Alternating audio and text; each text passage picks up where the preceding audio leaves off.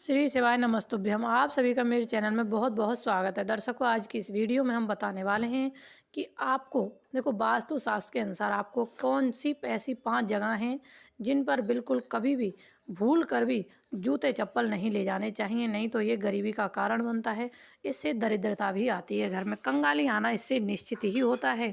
देखो, अगर आप घर में लड़ाई झगड़ा नहीं चाहते हैं या फिर तंगी का मुंह देखना नहीं चाहते हैं, गरीबी का मुंह बिल्कुल नहीं देखना चाहते हैं, आप चाहते हैं हमारी खुशियों से हमारी ज़िंदगी चलती रहे, गृह क्लेश दूर रहें, हमारे घर में कभी भी तंगी ना हो, माँ लक्ष्मी का वास रहे, तो आपको इन जगहों का ध्यान रखना है कि आपको कौन सी जगहों पर जूते चप्पल बिल्कुल नहीं ले जाना चाहिए, जो कि बिल्कुल वर्जित माने जाते हैं और गरीबी का कारण भी बनते हैं।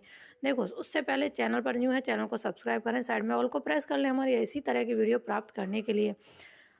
आपको देखो, सबसे पहले तो ध्यान ये रखना है कि आपको सबसे नंबर जो आपके घर में जहाँ भी पूजा स्थल है, पूजा मंदिर बना हुआ है, जहाँ आपकी कहीं मंदिर बना है या आपने वैसी ही फ़ोटो रख रखी हैं, तो उसके आसपास गलती से भी जूते चप्पलों से ना जाएं। उससे आपको दूर ही रखना है, उसके आसपास बिल्कुल नहीं होने चाहिए। ये नहीं है आपका मंदिर थोड़ा दूर है तो आपने पास में ही चप्पल उतार दी और आप पूजा कर रहे हो, ऐसा नहीं होना चाहिए। ये वर्जित माना जाता है और इससे माँ लक्ष्मी रुष्ट भी होती हैं, नाराज़ हो जाती हैं और ऐसे घर में कभी भी दरिद्रता ही आती है, कभी भी लक्ष्मी नहीं आती। क्योंकि भगवान के पूजा स्थल एक ऐसी जगह होती है, बहुत ही पवित्र स्थल होता है और उस जगह पे ऐसे नहीं जाना चाहिए। कई लोग ऐसा करते हैं कि मंदिर के पास ही चप्पलें उतार देते हैं और पूजा करने लग जाते हैं, तो आपको ऐसा नहीं करना है। अगर आपको गरीबी से बचना है तो इन चीज़ का ध्यान रखना है। दूसरा है, देखो, आपकी रसोई। रसोई एक ऐसा स्थान है जहाँ माँ अन्नपूर्णा का वास रहता है। हमारा मतलब औरतों का पूरा दिन उसी में गुजरता है। अच्छी अच्छी चीज़ें खाने को बनती हैं, पकवान बनते हैं, भोग भी लगता है, तो आपको कभी भी देखो जूते चप्पल पहनकर कभी भी रसोई में नहीं जाना चाहिए। आपको बाहर ही जूते चप्पल पहने हों वो उतार देने चाहिए। इससे खाना निषेध भी होता है। आप खाना बनाते हैं तो आपका खाना निषेध होता है, ऐसे पहनकर नहीं बनाने चाहिए। और गरीबी आती है, माँ अन्नपूर्णा भी नाराज़ हो जाती हैं, तो ये आपको ध्यान में रखना है। तीसरा है, देखो, आपको तुलसी। आपकी तुलसी जो है बहुत ही पवित्र होती है और कहते हैं जहाँ शुद्धता होती है, पवित्रता होती है, वहीं तुलसी हरी भरी रहती है।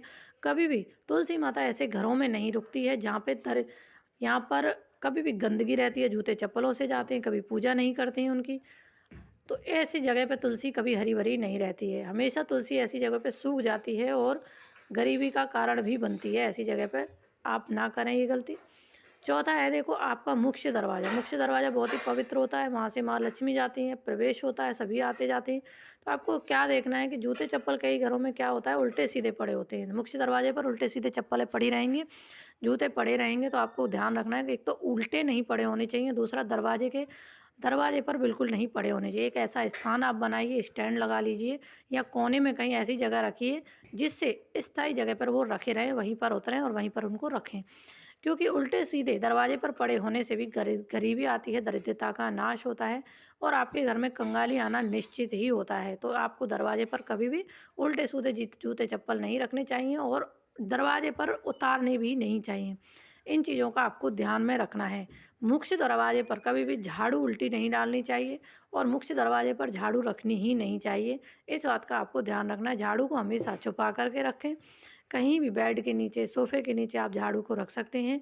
किसी के आने जाने वाले की नज़र नहीं पड़नी चाहिए। माता लक्ष्मी का वास होता है इसमें और आपको ऐसे उजागर उसको नहीं रखना चाहिए सभी के सामने।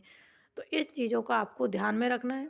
अगला है, देखो, आपका बेडरूम। बेडरूम में कभी भी गलती से भी जूते चप्पल नहीं ले जाने चाहिए आपको, नहीं तो पति पत्नी में झगड़े होने लगते हैं और गरीबी आती है, इससे कंगाली आती है। आपके घर में कभी भी लक्ष्मी नहीं आएगी और आपको हमेशा तंगी ही रहेगी। तो इन बातों का आपको ध्यान रखना है। ओम नमः शिवाय, हर हर